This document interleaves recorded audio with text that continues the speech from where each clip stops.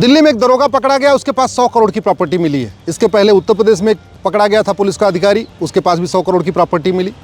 मध्य प्रदेश में एक सिपाही पकड़ा गया था, उसके पास 250 करोड़ की प्रॉपर्टी मिली थी। इसके पहले पंजाब में एक डीआईजी को पकड़ा गया, उसके पास भी करीब 200 करोड़ की प्रॉपर्टी मिली। और ज़्यादातर ये सारे काम करने वाले कौन हैं? ये काम करने वाले हैं या तो जो ट्रैफिक डिपार्टमेंट में थे या तो जो नारकोटिक डिपार्टमेंट में थे। चूँकि ट्रैफिक डिपार्टमेंट वालों का काम है गाड़ी चेक करना, और जो वहाँ नशा लेके चलते हैं, जो ड्रग स्मगलर चलते हैं, उनके पैसे से वसूली करते हैं, तो वहाँ को खमाते हैं।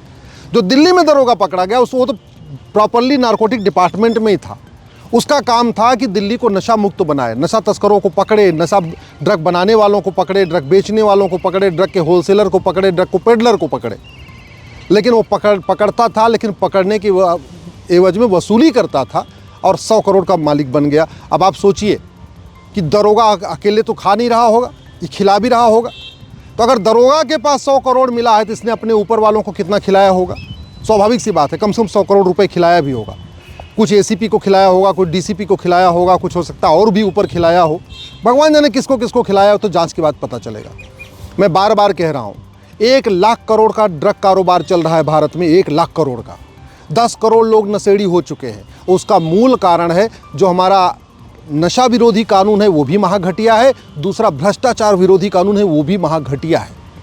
चीन में जो घूसखोरी करता है, जो भ्रष्टाचार करता है, सीधे फांसी दे देते हैं। भारत का कानून सड़ा हुआ है। एक तो सड़ा हुआ कानून, ऊपर से मुकदमा चलता है 20 साल, 30 साल, 40 साल। 70,000 करोड़ का कॉमनवेल्थ घोटाला हुआ, किसी से 700 करोड़ भी वसूला नहीं गया। 1,76,000 करोड़ का 2G घोटाला हुआ, 176 करोड़ भी वसूला नहीं गया। 1,86,000 करोड़ का कोयला घोटाला हो गया, 186 करोड़ भी नहीं पकड़ा गया। जब तक हम भारत में चीन जैसा कानून नहीं बनाएंगे, जो भ्रष्टाचार करेगा उसकी 100% संपत्ति जब्त करेंगे, उसकी सिटीजनशिप खत्म करेंगे और साल भर के अंदर उठा के फांसी देंगे, तब तक भ्रष्टाचार नहीं रुकेगा। और ऐसे ही जब तक ड्रग के खिलाफ हम सिंगापुर जैसा कानून नहीं बनाएंगे। सिंगापुर में मात्र 900 ग्राम गांजा पकड़ा गया था एक व्यक्ति के पास, सीधे उठा को फांसी दे दिया।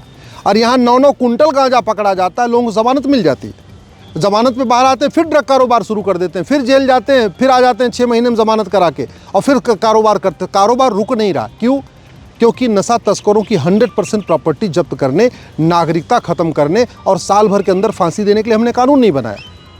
और साल भर के अंदर सज़ा तभी हो सकती है जब झूठ पकड़ने के लिए narco polygraph brain mapping test हो। साल भर के अंदर सज़ा तभी हो सकती है जब झूठी गवाही बंद हो जाए, झूठा एफिडेविट बंद हो जाए। और वो तभी होगा जब झूठी गवाही को हम अपराध घोषित करेंगे, झूठा एफिडेविट फाइल करने को अपराध घोषित करेंगे, झूठ बोलने को गंभीर अपराध घोषित करेंगे और झूठ पकड़ने के लिए नार्को पॉलीग्राफ ब्रेन मैपिंग कानून बनाएंगे। और नहीं तो हर जगह भ्रष्टाचार।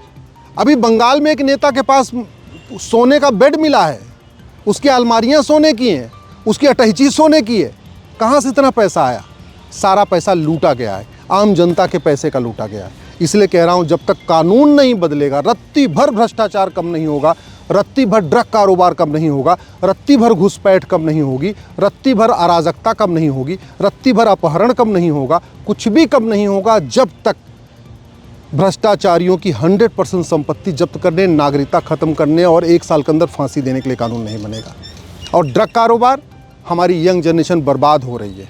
10 करोड़ लोग नशेड़ी हो चुके हैं, आप कल्पना करिए आज की डेट में।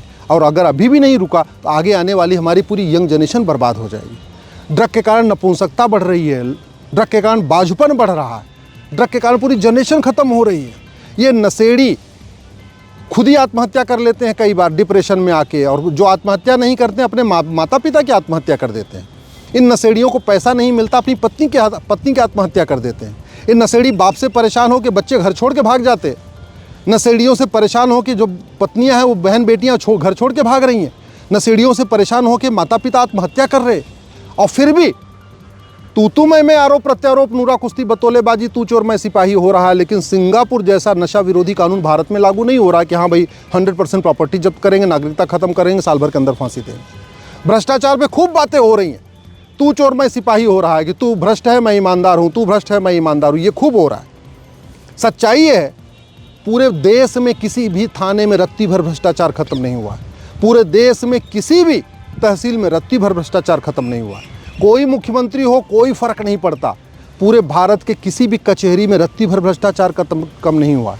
किसी भी राज्य के किसी भी विभाग में रत्ती भर भ्रष्टाचार खत्म नहीं हुआ। न नगर निगम में रत्ती भर भ्रष्टाचार कम हुआ है, न PWD डिपार्टमेंट में रत्ती भर भ्रष्टाचार कम हुआ है, न तहसील में रत्ती भर भ्रष्टाचार कम हुआ है, न थाने में रत्ती भर भ्रष्टाचार कम हुआ। क्यों? क्योंकि सांसद बदल रहे हैं, विधायक बदल रहे हैं, मंत्री बदल रहे हैं, मुख्यमंत्री बदल रहे हैं। लेकिन सांसद, विधायक, मंत्री, मुख्यमंत्री से कोई डरता नहीं है। डरते हैं लोग सज़ा से, डरते हैं लोग फांसी की सज़ा से, डरते हैं कि 100% प्रॉपर्टी जब्त हो जाएगी। और वो हमने कानून बनाया नहीं। आखिर जितना भ्रष्टाचार भारत में इतना चीन में क्यों नहीं है? जितना भ्रष्टाचार भारत में इतना सिंगापुर में क्यों नहीं है? जापान में क्यों नहीं है? अमेरिका में क्यों नहीं है? क्योंकि वहाँ सांसद, विधायक बदलने के साथ साथ कानून बदलता है। हमारे देश में सांसद, विधायक, मुख्यमंत्री बदलते हैं, राज्यपाल बदलते हैं, लेकिन कानून नहीं बदलता है। इसलिए मैं सरकार से निवेदन कर रहा हूँ, इस BNS में संशोधन करिए, एक चैप्टर डालिए ऑफेंस रिलेटिंग टू करप्शन, और भ्रष्टाचार को राष्ट्र की सुरक्षा के लिए खतरा घोषित करिए, देश की एकता अखंडता के लिए खतरा घोषित करिए, भ्रष्टाचार को देशद्रोह घोषित करिए, भ्रष्टाचारियों के 100% प्रॉपर्टी जब्त करने, नागरिकता खत्म करने और 1 साल के अंदर फांसी देने के लिए कानून बनाइए। ऐसे ही इसमें एक चैप्टर डालिए offence relating to drug smuggling, और ड्रग बनाने और बेचने वालों की 100% प्रॉपर्टी जब्त करने, नागरिकता खत्म करने, साल भर के अंदर फांसी देने के लिए कानून बनाइए। तब जाके ड्रग कारोबार रुकेगा, तब जाके भ्रष्टाचार रुकेगा। नहीं तो कोई सरकार हो, कोई कलेक्टर हो, कोई कप्तान हो, कोई मंत्री हो, रत्ती भर फर्क नहीं पड़ता है। न फर्क पड़ा है, न फर्क पड़ेगा अगर कानून नहीं बदला गया तो।